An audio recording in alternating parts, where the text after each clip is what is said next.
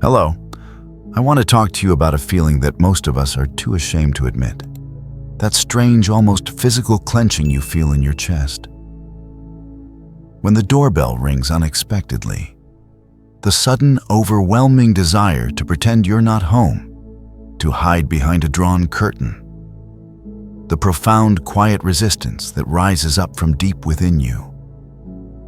When someone says, "I'll just pop over for a bit," you find yourself smiling and nodding, your face a mask of polite agreement. But inside, your heart's pounding, and your soul is screaming, no. It's not that you dislike people. It's not that you're angry at the world. It's simply this: you don't like having visitors. And I want you to know with every fiber of your being that you're not alone in this. In a culture that endlessly celebrates extroversion and constant social engagement, this feeling can make you feel broken. You might think you're being rude, antisocial, or perhaps even a little crazy. You've likely spent years internalizing the guilt, replaying conversations in your head, trying to figure out what's wrong with you. But what if I told you that this deep-seated aversion to having your personal space invaded isn't a flaw in your character, but a powerful spiritual signal? What if your soul is reacting for a very good, very important reason? Today we're going on a journey into the work of one of the most brilliant and mystifying minds of the 20th century, Carl Jung. But this won't just be a dry academic discussion about psychology. We're going to use Jung's insights as a bridge to understand a deeper, more spiritual truth. Because for Jung, the psyche and the soul were inseparable, and the energy that governs our inner world is as real and as powerful as the energy that governs the stars. Jung introduced us to the terms introvert and extrovert. But his definitions were far more profound than the casual way we use them today. For him, it wasn't just about being shy or outgoing. It was about the fundamental direction of our life force, our psychic energy. Think of psychic energy as the lifeblood of your consciousness, the fuel that powers your existence. An extrovert's psychic energy flows outward, energized by the external world, by social interaction, by the vibrant chaos of a crowded room. An introvert's psychic energy, however, flows inward, energized by their inner world, by solitude, by deep reflection, and by the sacred quiet. If you're watching this video, you likely identify with the latter. You are a soul whose battery is recharged not by external stimuli, but by the stillness of being alone. The fatigue you feel after social interaction is not a flaw. It's a sign that your psychic energy has been depleted and needs to be replenished through quiet and solitude. This is not a weakness, but a fundamental truth of your being, a spiritual blueprint that you were born with. This feeling of intuitive discomfort, that strange low-level anxiety that floods your system. When a guest arrives, is a primal unconscious signal. Your system is not flawed. It is in fact highly tuned to the needs of your soul. It's a whisper from your deepest self saying, something here is not right for me. It's a call to self-preservation. This signal is not a judgment on your visitor. It is a profound act of self-love. It's your soul's way of telling you that its sacred boundaries are being approached. It is the protective instinct of a highly sensitive being, and it deserves to be honored. The guilt you feel is a byproduct of a society that doesn't understand this truth. But the resistance you feel is the voice of your soul, and it is a voice worth listening to.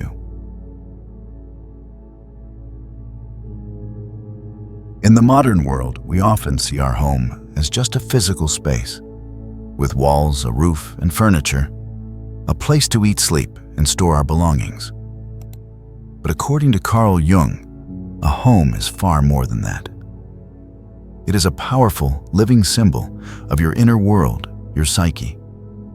It is a mirror reflecting your inner self, a sacred map of your consciousness.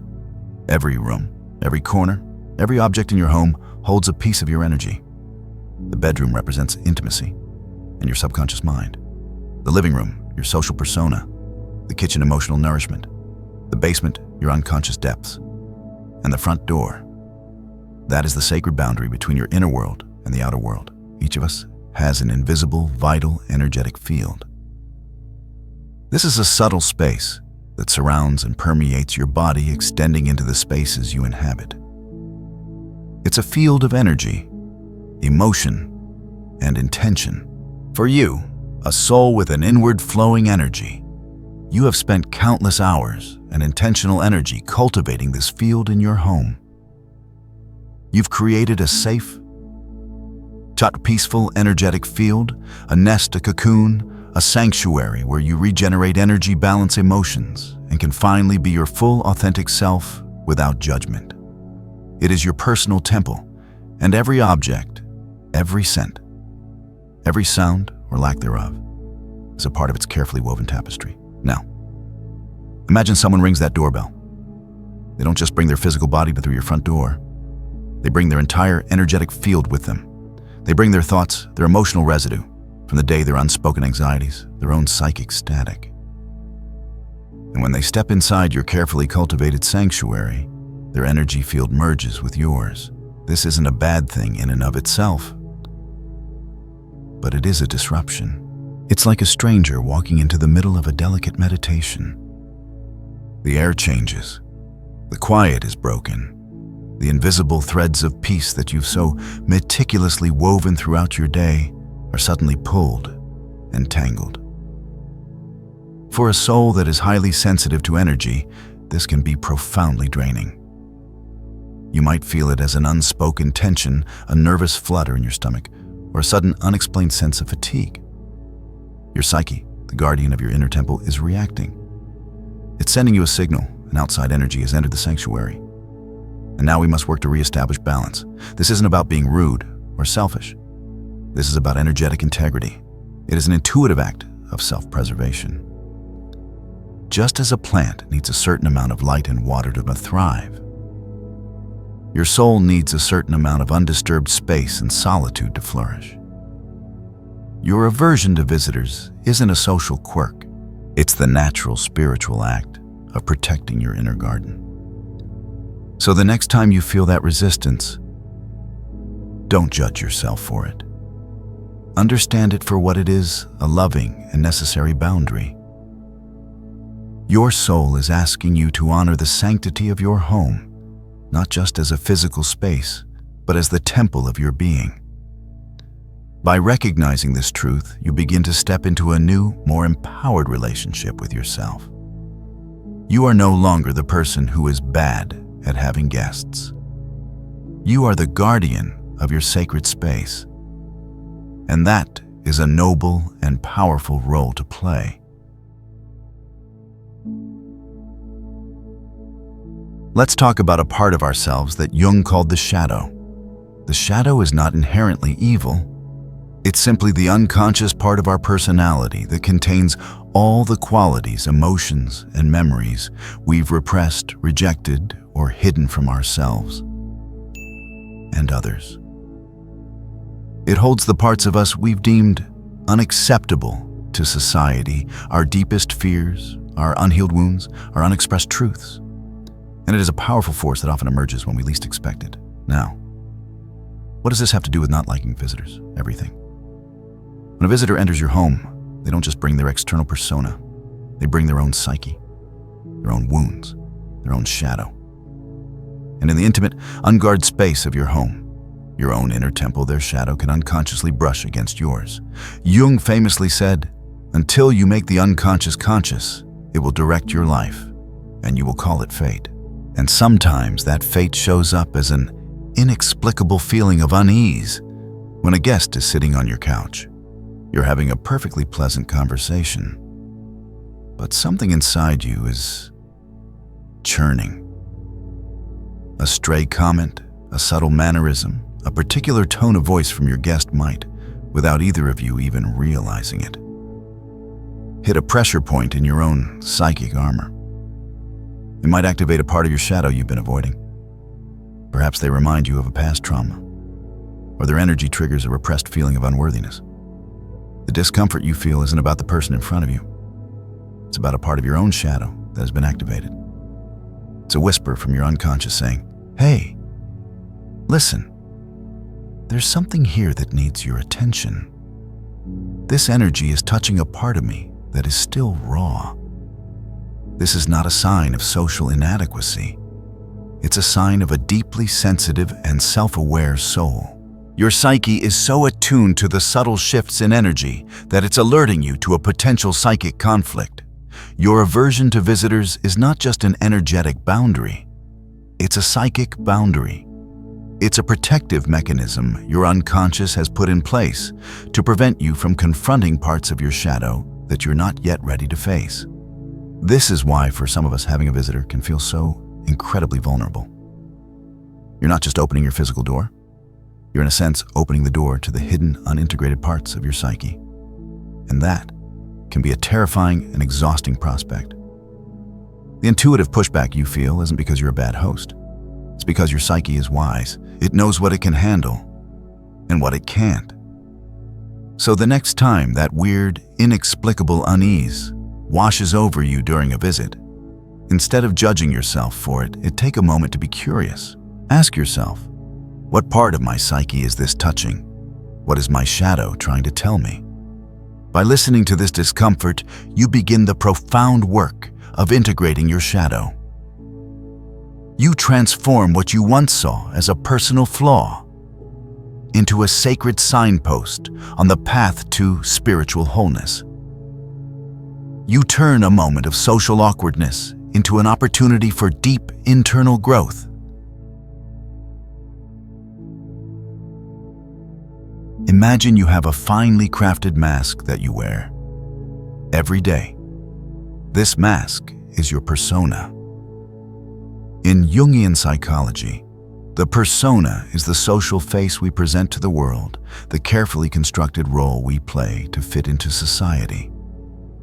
It's the version of you that is polite, agreeable, and appropriate for work, for family gatherings, and yes, for entertaining guests.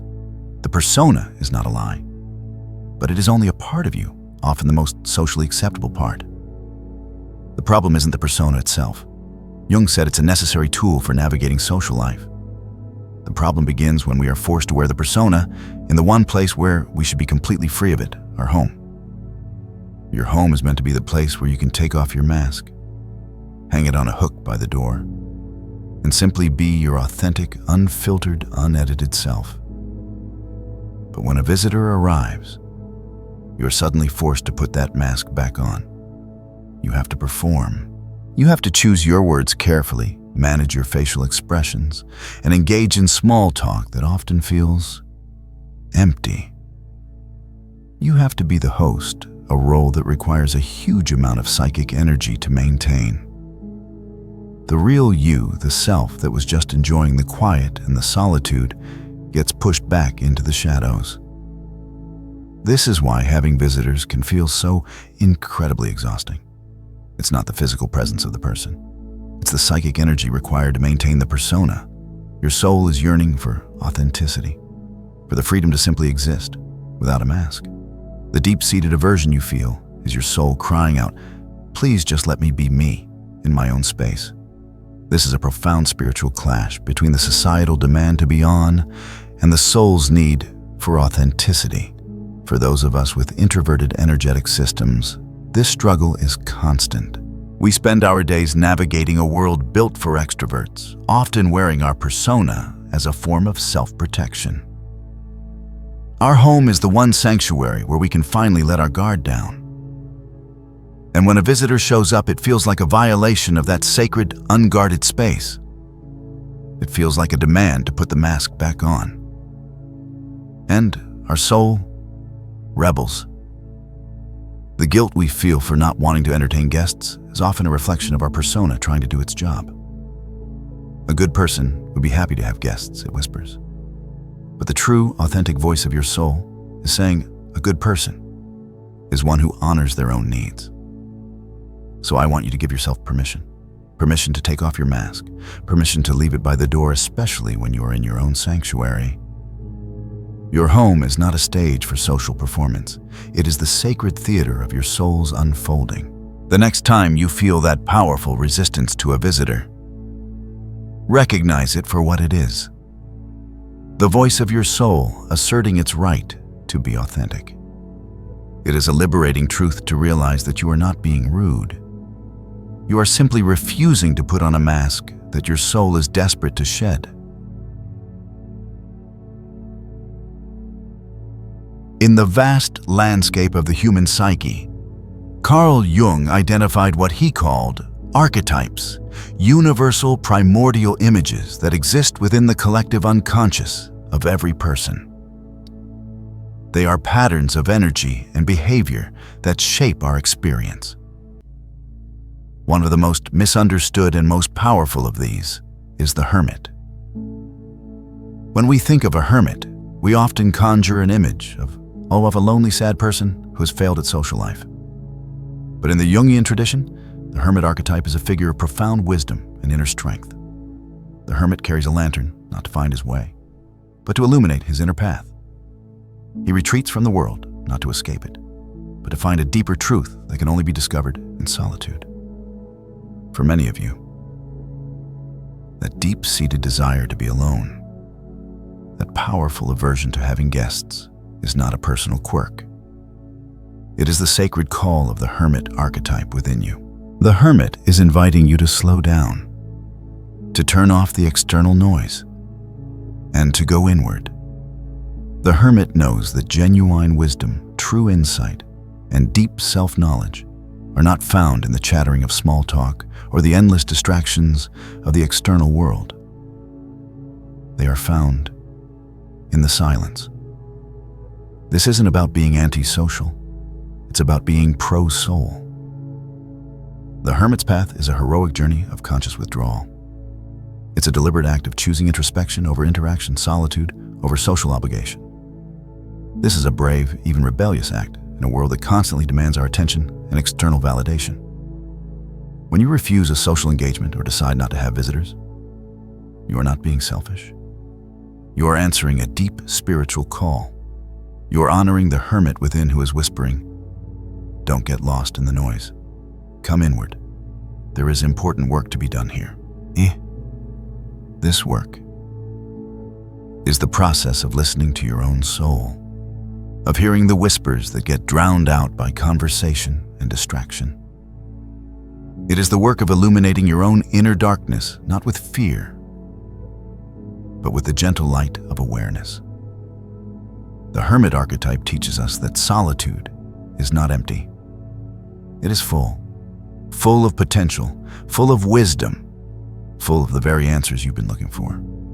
The next time you feel that powerful need to be alone, don't feel guilty. Recognize it for what it is, a sign that the hermit within you is stirring.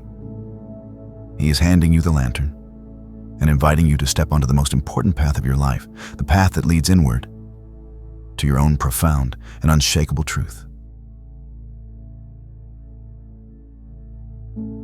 Now, let's connect all these truths through Jung's most important concept, individuation. Individuation is the ultimate journey of the human soul. It's the process of becoming the person you were truly meant to be, not the person your parents expected, not the person society demands, but your own unique, whole, and authentic self. It is the integration of all the different parts of your psyche, the light and the dark, the conscious and the unconscious, the persona and the shadow. And here is the crucial link. The path of individuation is by its very nature a solitary one. It does not happen in a crowd. It does not happen in the midst of social demands. It happens in the quiet, reflective space of solitude. The moments of deep introspection. The time spent listening to your inner voice. The courageous act of facing your own shadow. This is the very substance of individuation. Your aversion to visitors, that deep-seated desire to protect your solitude, is a clear sign that your soul is engaged in this sacred process. The need for quiet, for undisturbed space, is not a flaw. It is a necessary precondition for your psychic and spiritual evolution. You are intuitively creating the conditions for your own awakening. Jung taught that the path of the self often goes against the grain of the collective. To truly become who you are, you must at times turn away from the expectations of the world. This is why the path of individuation can feel lonely. It is a journey that only you can take. Your soul knows this, and it is guiding you to the conditions, the solitude that are required for this sacred work. So when you choose to stay home instead of accepting an invitation, when you choose to turn off your phone and simply be, you are not being socially awkward or lazy. You are actively participating in the most important journey of your life. You are honoring your own unique path to wholeness. You are saying yes to your own soul and no to the distractions that would keep you from becoming your most authentic self. This is a powerful, liberating truth. Your soul knows what it needs to heal, to grow, to become whole.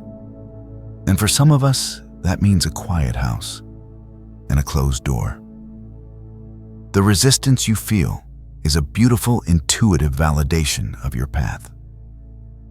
It is your soul's way of saying, I am in the middle of a sacred process.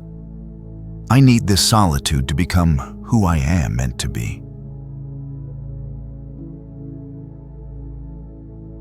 We have come to the end of this journey. Together we have explored 6 truths from Carl Jung, met the Hermit Archetype, and realized how solitude can become a source of profound wisdom. Now, I invite you to look inward with tenderness. Recognize that the desire for solitude is not a weakness, but an expression of a deep inner connection. Your boundaries are not walls of selfishness. They are an act of sincere self-care. Your home, your silence, your solitude. These are the sacred spaces where your soul is reborn and grows. If you remember only one thing today, let it be this: the way you exist in this world is valid.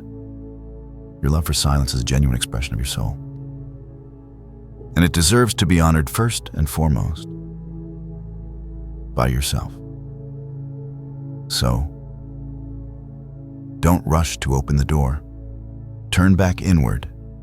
Sit with the old hermit in you, the one who has been holding a lantern waiting for you since the beginning of this video. He doesn't force you to hurry. He just whispers, "Welcome home." You don't need to be stronger. You don't need to be more open. You don't need to be more extroverted. You just need to be you in every breath. And if someone is upset because you didn't host them today, please understand you are not rejecting them. You're simply choosing a deeper relationship with yourself. And if they truly love you, they will wait. They will understand. And they will come back when you are full again. If you have watched this far, you may not just be a viewer. You are someone who is remembering your true self. Leave something behind, a comment, an emoji, a feeling, so that we can find each other.